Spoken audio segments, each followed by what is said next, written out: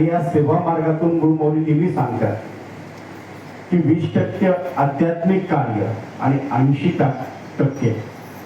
ही सामाजिक बांधिलकी आपण जपत आलेलो आहोत. आणि आजचा उपक्रम हा सुद्धा हा काय फक्त सेवेकरांपुरता पाऊस पडावा हा काही आपण अपेक्षेने सेवा करीत नाही, पण गणरायांच्या चरणी 8 ठिकाणी अष्टविनायकाच्या एकाच वेळेस प्रजनेच्या माध्यमातून गणरायांना या सेवेच्या माध्यमातून आपण एक आशीर्वाद मागतोय की महाराष्ट्रात मुबलक